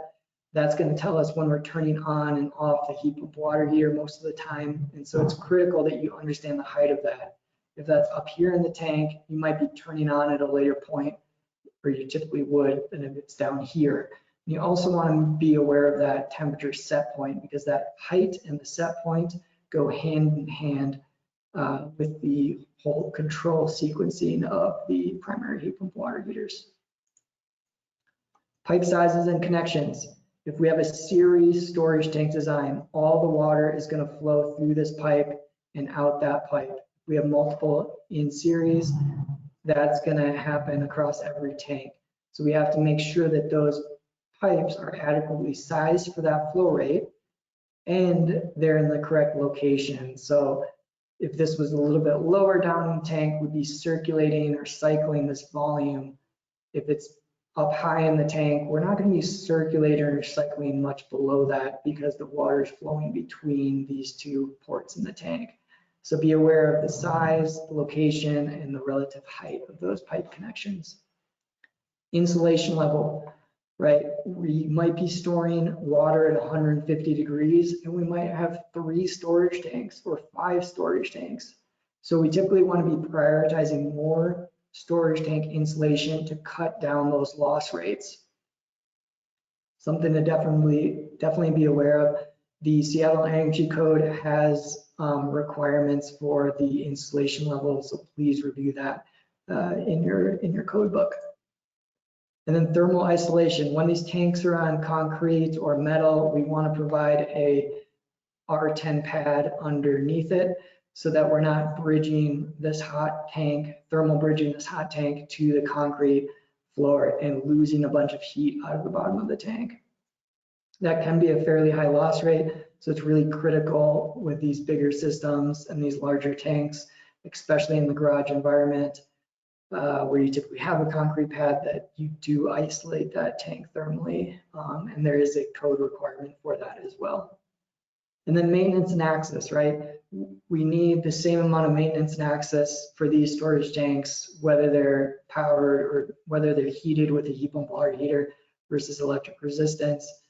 But these are typically bigger tanks than maybe in our electric resistance or gas water heating system designs. So please be aware of that access and the maintenance needed for these tanks. And pausing for questions here before we go into the temperature maintenance system. Yeah, and Colin, there was a question from Emily, a great question as to whether this presentation will be available for download after the webinar, and the answer is yes. I'm creating that link right now, and I'll post that out for all learners to be able to access this as you walk away today. So I don't have any questions right now in the Q&A feature, so if there aren't any here on Slido, we might consider just moving on. Great. Let's push forward because I think I'm running a little bit behind on my time. So temperature maintenance systems. This is where we saw the most challenges with heat pump water heaters early on when we're applying heat pump water heaters at Ecoto. The temperature maintenance system. That's the hot water circulation system, keeping the water in the distribution piping hot so that when our occupants open up their shower, they don't have to wait for 5 minutes to flush 3 floors of coolish water out of their hot water pipe so that they can take their shower. We continuously or nearly continuously circulate water in the distribution piping so that it's kept at temperature or near temperature of the desired use. This actually adds up to an enormous amount of energy use over the course of a year. I said before we had 25% that goes into making hot water for domestic applications. 10% of that is wasted, just wasted heat. That's not very good. We could be insulating our pipes more and doing more to reduce this load, especially because this is the problem for heat pump water heaters. The primary heating, taking cold water and making it hot, is really easy. If we didn't, for the heat pump water heaters to do, it's in their operational zone. If we didn't return warm water to them, they're typically, or if we don't, they're typically much happier and much more efficient devices. Heat pumps do have feelings. So this 10% we need to be aware of in our system designs, and we need to start reducing it so that we can have less of a burden on this heat pump water heater. Now I am showing the series temperature maintenance swing design here, and we're going to be covering system configurations in session 2. So please join us for that, as we'll dive into a bunch of details on this. But regardless, if we do a parallel temperature maintenance or a temperature maintenance swing tank piping configuration, we're still going to have this temperature maintenance load and need to address it some way. And because it's a large portion of the building load, we should be addressing it efficiently. So I mentioned earlier that single pass heat pump water heaters typically take cool water and make it hot, or that's their normal, reliable operating point. Multi-pass heat pump water heaters may be better suited for that temperature maintenance load, as these are typically just adding 10 °F of heat to that water through each pass. So it ends up working that if we put a dedicated multi-pass heat pump water heater on a storage tank, pipe the hot water circulation to that unit, and out, that's a very robust and reliable way to operate that multi-pass heat pump water heater. And so we're going to dive more into this in the next session, but the 2 reliable temperature maintenance reheat strategies that are also efficient are the temperature maintenance, or the parallel loop, or the series swing tank. Also just the swing tank is what it's commonly referred to as. And so the important piping connection is highlighted here in gold. And in parallel loop tank arrangement, we essentially have our hot water circulation coming back in, going into this storage tank. It's being reheated with this multi-pass heat pump water heater and going out. And our single pass heat pump water heater, it's doing the primary heating, is getting the cool water in, heating it up, and that's going out and not going into this temperature maintenance tank or influencing that. And neither is the temperature maintenance tank and the continuous circulation of that influencing the stratification in this tank or mixing that tank up. So this is a very reliable way to treat the temperature maintenance load in our large multifamily buildings. I would highly encourage that if you have one central plant in a building greater than 100 units, residential units, that you look at the parallel loop temperature maintenance design, because it's a very reliable and robust and efficient way to reheat those larger distribution losses that we have in our larger buildings. The series loop tank or the swing tank is better suited for our CO2 heat pump water heaters and for our smaller buildings with smaller distribution systems. We want very low heat loss rates with our series swing tank design, because how this system works is that anytime someone uses hot water in the building, we have cool water that comes in and pushes hot water out of our primary storage and into the bottom of our temperature maintenance swing tank. Now, we want this water to be overheated, so about 150 degrees, whereas we're putting out 120. By overheating that water, we can transfer that overheated energy into our series temperature maintenance tank and offset the losses associated with our hot water circulation.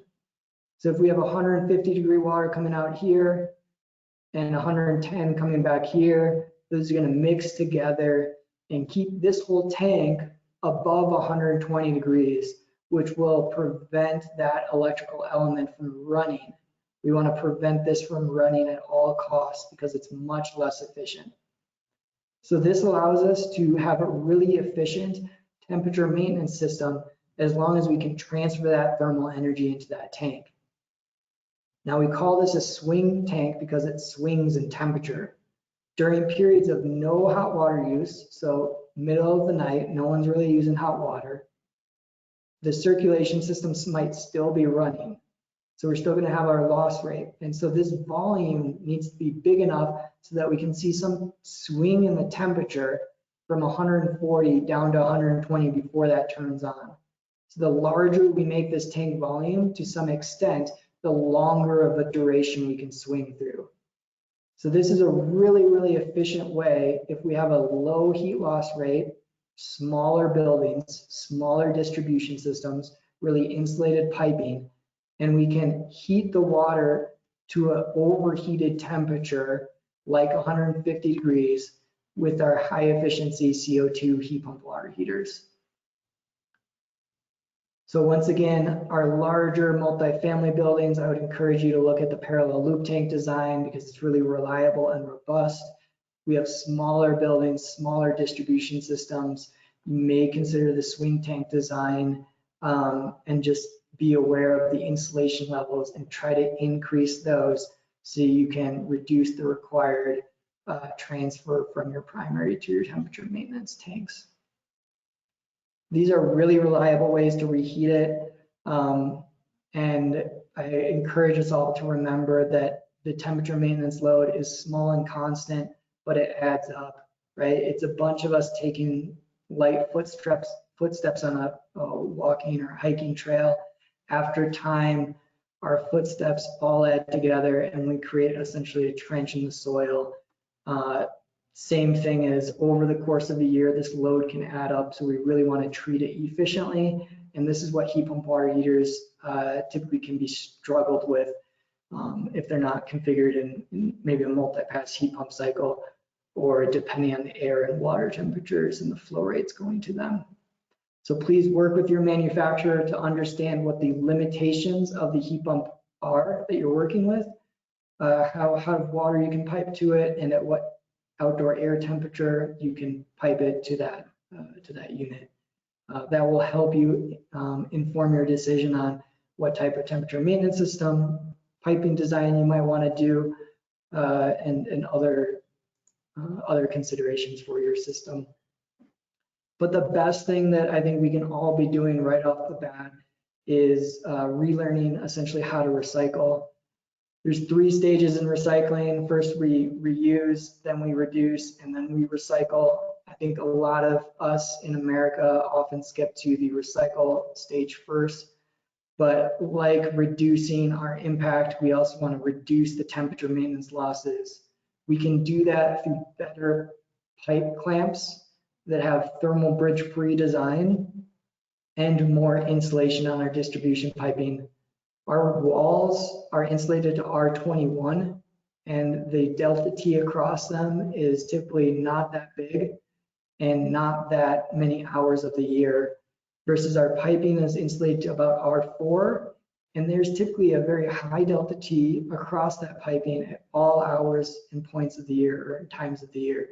So we can do a lot better on our thermal piping insulation levels, as well as how we're connecting that piping to structure. So this is a picture of a pipe in a garage and a thermal image of that same pipe. We see our whites, our hottest temperature, and our, excuse me, our white's the hotter temperature, and our purple, blue is the cool temperature. And so we can see that that piping is very well, it's acting, that clamp mechanism is acting as a thermal break in this scenario. Counter to this, I've seen this all the time, right? This is what that looks like before they put the insulation over the piping. You can see those bridge-free, thermal bridge-free pipe clamp supports.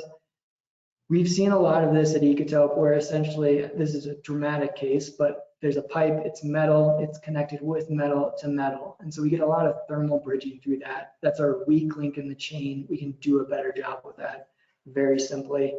I've been told from plumbers and insulation contractors that this type of piping support and procedure or installation procedure in the field actually reduces cost, because it makes the insulator's job easier and it makes the plumber's job easier as they're putting the clamps on. The plumber's putting those clamps on when they're putting in the piping, and the insulators just coming back and insulating between those pipes. So it's not only a better way via, as far as energy efficiency, but it does also, I've heard that it can significantly reduce cost with the insulation scope of work.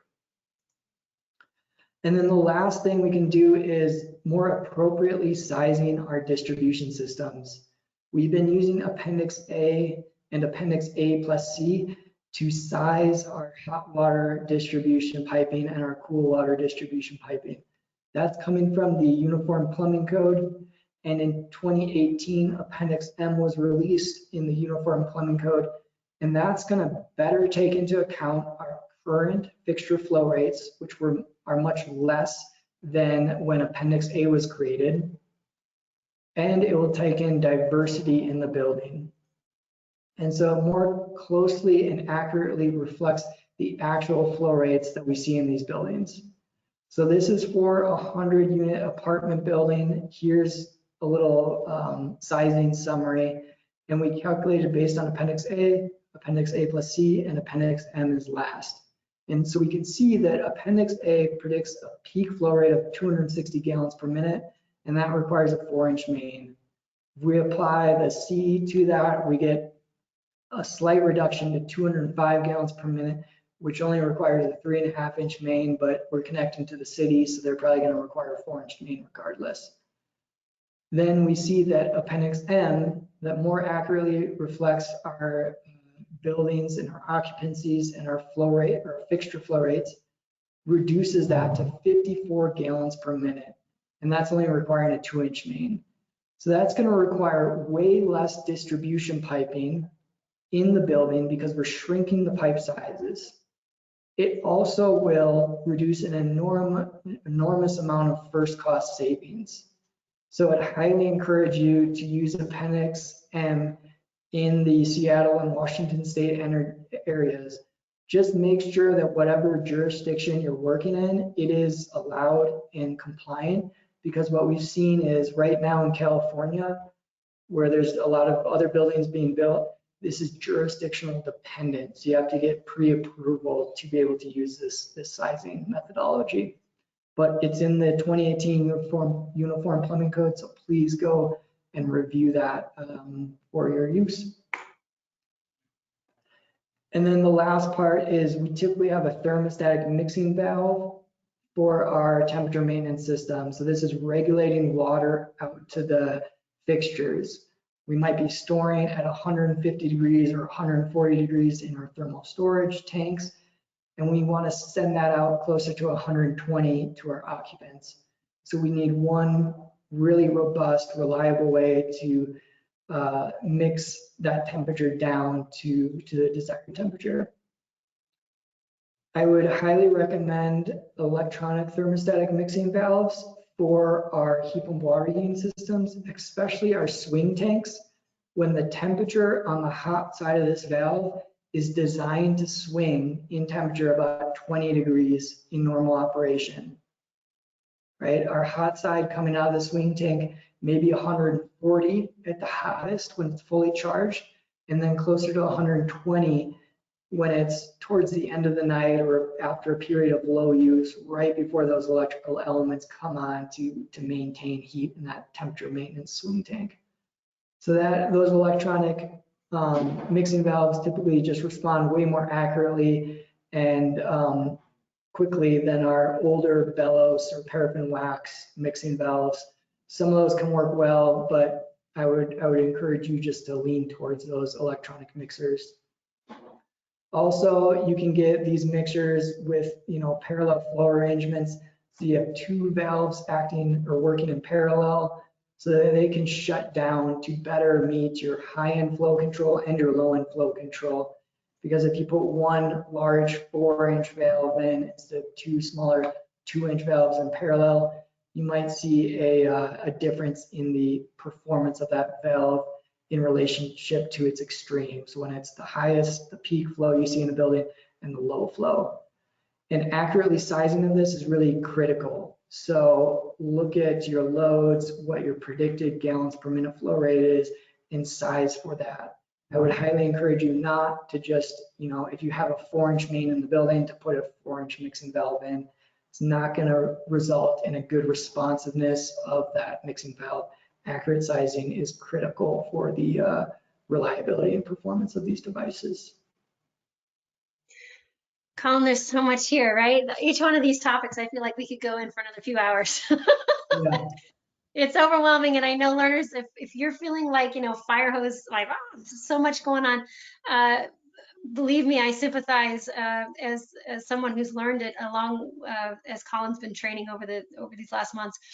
But we have some questions, and one thing I do want to clarify, Colin, because I think you said that the Appendix M with the making that piping diameter 2 inches rather than 4 inches or 3.5, that dramatically reduces first costs. Is that what you were saying? Absolutely, because the plumbing contractor, the building owner, they have to pay for that piping. And we know that 4-inch copper pipe is going to cost way more than a 2-inch copper pipe or stainless steel, whatever medium you're working in. So there's a lot of first cost savings if you adopt Appendix M. Perfect. Yeah, that's what I was thinking. Perfect. Okay. A quick question. Why don't you insulate the valves when you're looking at these thermostatic mixing valves? Why don't you insulate them? There, you definitely get less heat loss there. This is how it came from the manufacturer. This picture is actually before insulation. These valves should be insulated. Absolutely, we would reduce the heat loss rate associated there. It'd be better practice to get blankets around those valves, but they're not there in the picture shown. Perfect. But I promise you this, we did come back with insulation, or the contractors did, and put it over that valve assembly. Awesome. Now, I know we still have controls left to discuss, so I want to give us enough time. We've got a few really big questions in the chat. And Rose, I would actually, Rose is asking, is the life generally the same for single pass versus multi-pass, or parallel versus series? Is one design more problematic than the other, and how do you choose? Maybe we can save that for session 2, because I feel like that's, a big question and merits a lot more time than we have. Yeah, I think that'd be great, but I just, the main point that you want to get is, how large is my distribution system? How large is that associated temperature maintenance load? Can I reduce it to reduce the burden on my heat pump or whatever reheat strategy I have? And those are really the considerations you want to be taking into account. And that will help inform your decision. Excellent. All right. And then one question that's very pertinent: what is the backup plan if the heat pump water heater goes offline? What's the backup system look like? Absolutely, great question. So with a gas water heating system, you might just put in 2 gas water heaters where you only need 1. You can do the exact same with the heat pump water heating system. You can also put in electric resistance as the backup. Just make sure you have some kind of control or acknowledgement to your building personnel that it's on and operating, because otherwise they won't know that there's a problem, and then you'll rely on electric resistance water heating, and everyone will get a higher utility bill during the next billing cycle. But you typically take the same approach. It's really always up to the owner and how comfortable they and the team are with with a single water heating system versus a fully backed up water heating system versus a fully redundant heat pump water heating system, and let them make the call. All right, let's hit controls. Controls. Okay, this is the last component of our heat pump water heating system, and there's a few options. There's third-party controls and internal controls. Most heat pumps come with internal controls, which are completely capable of turning on and off the heat pump and providing heat to a storage tank based on a storage tank temperature. But if you go with third-party controls or a more built-up control system, you typically get more out of it than you will with the standalone internal controls that the manufacturer will provide. But both these are very very good options, or there's merit to each. Internal controls, typically there's just a aquastat in your storage tank, and that's connected via a control wire to your heat pump.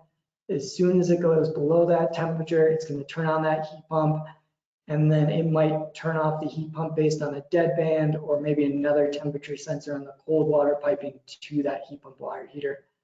That's a very reliable way to basically keep your storage tank charged.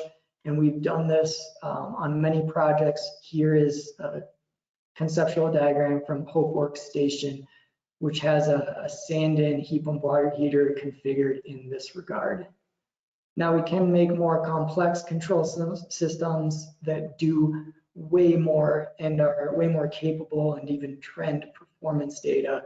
So we can look at the health of the system and how it's all operating.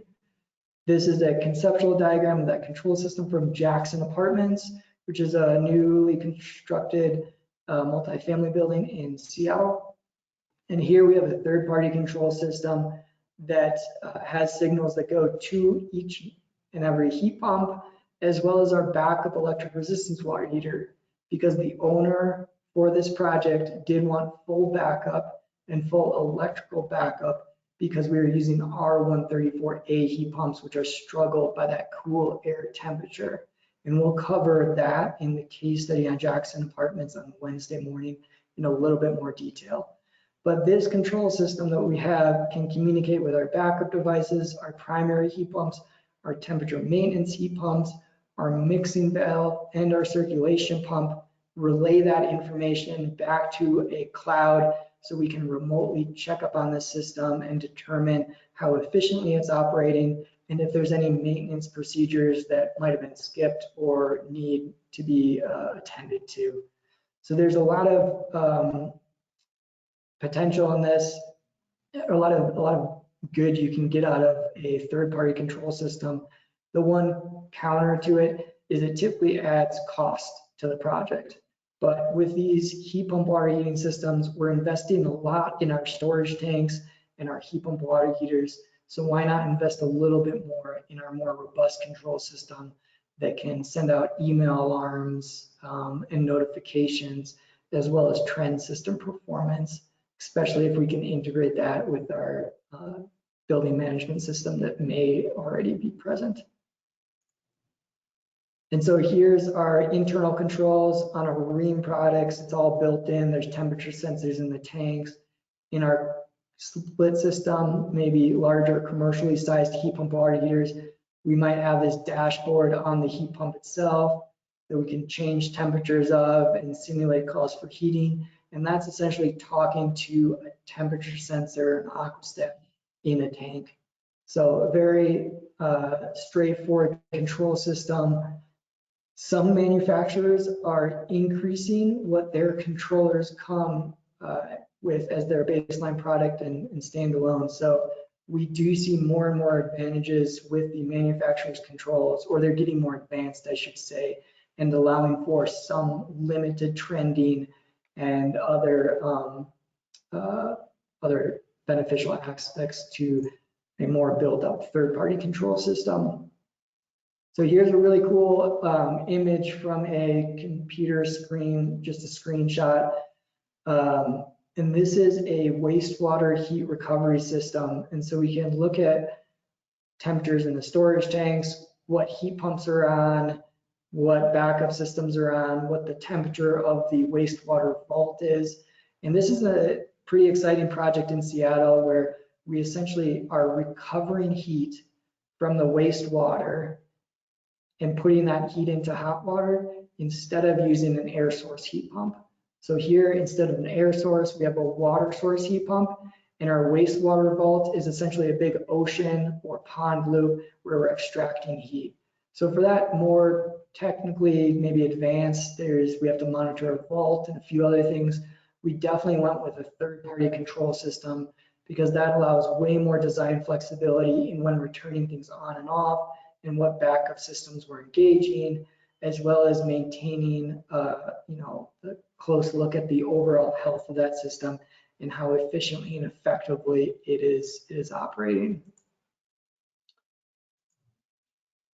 And so this is your quick moment to reflect. We have 4 minutes left. And this is, I believe, the end of we're towards the end of our presentation. So please feel free to, open up the Slido, add some questions or your key point takeaways here, or put them in the questions area of the chat. And we'll try to address these at least now, or maybe in next session, we'll try to adjust the presentation to cover them, or hopefully we'll be covering them already. Great. There's a question here about whether there's a concern that third-party controls may stop working as intended the longer the system is in operation, especially if building ownership changes hands.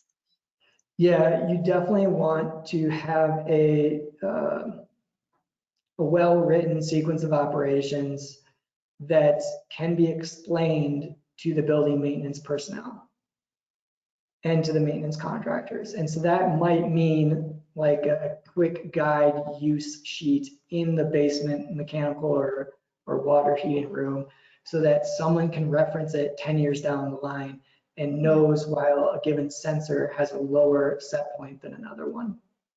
Absolutely. Great.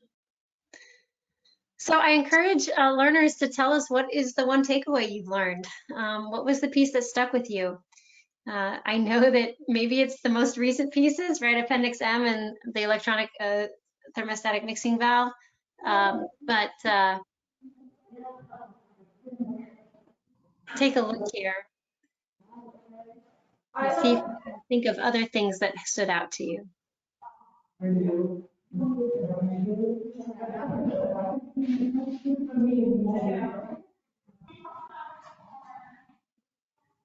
Storage tank. Storage tanks, great. Appendix M, awesome. Colin, I know that for me, the one thing that always stands out to me as I go through these sessions with you is just that we could save 2/3 of our energy usage, using commercial heat pump water heating systems. That's just amazing to me. That's there's so much potential for energy savings with this one system improvement. It makes complete sense to me that the codes are pushing for this and everything else, because it's typically a little bit more challenging to get that amount of energy savings with any other system. Yeah, exactly. There's one comment in the chat here that one takeaway here is space and equipment selection criteria, which is great. Yeah. Okay. Oh yeah, and my conceptual diagrams are typically a little bit different than our piping schematics that we publish as design documents. So please use those conceptual diagrams with discretion. Mm-hmm. Installation of piping is critical. Yeah, I mean, if we think about our walls, they're insulated to R21. That's how much they resist heat. Higher level, the better. And on the coldest day of the year, it's 20 degrees outside. We're trying to keep that house to 70 degrees. So there's 50 degree of delta T there. And that coldest day of the year barely happens, especially in Seattle, where we have a very moderate climate. Piping insulation, on the other hand, we have, it's 70 degrees in the building at all times, and our piping's at 120 degrees because our water's at 120 degrees. So there's 50 degree delta T there at all times of the year, and maybe even some points it's greater. Yet we only insulate to R4, or about a fourth of what, fifth of what we would elsewhere, or in other assemblies. All right, Colin, let's keep going here. We'll wrap it up. It's 12 o'clock. We want to thank everyone. So quick recap. We learned about the language. We have split systems and integrated units. We learned why, great reason, energy performance, reducing our first costs and our operational costs. We learned about the 4 components of a commercial heat pump water heating system. Our residential heat pumps have these components. Our gas water heaters systems have these components too, but we probably don't split them out the same way we do here with commercial heat pump water heaters. So we have our heat pump, our primary storage tank, temperature maintenance system, right? That's the system we really need to be paying attention to with our heat pump designs. We have our controls, some way to turn on and off those heat pumps. So please add what questions remain either here, or you can even add them in the chat. And we're over time. So the next time we're going to talk about the hot water system design, more on that piping configurations and considerations for it. Sizing of these heat pump systems, we don't size them like gas, or I encourage us not to size them like gas systems, as that typically just means a more expensive first cost of installation. We're going to talk about refrigerant types, equipment selection, and what to be aware of, those ambient temperatures we can operate that equipment in. And we're also going to go over a few case studies so we can show examples of successful installations here in the Pacific Northwest. And I'll let Lauren talk about these upcoming trainings and resources. Yeah, thanks, Colin. So you'll see that starting October 26th, which is a Tuesday, and then November 3rd, 10th, and 17th, which are Wednesdays, we have that design operations and maintenance seminar. It's a great one. Colin, again, you explained that it comes, at it from a variety of different vantage points, how to go about installing and operating, maintaining the system from the get-go. So we hope to see you all there starting October 26th. You can sign up with the Lighting Design Lab and Seattle City Light. All right. Well, thank you so much, Colin. It's been a great time to be with you. I got to jump here. I realize I'm late to my next thing, but thanks everyone for joining, and we'll look forward to talking with you more on Wednesday. Yes. Thanks, everyone. Bye-bye.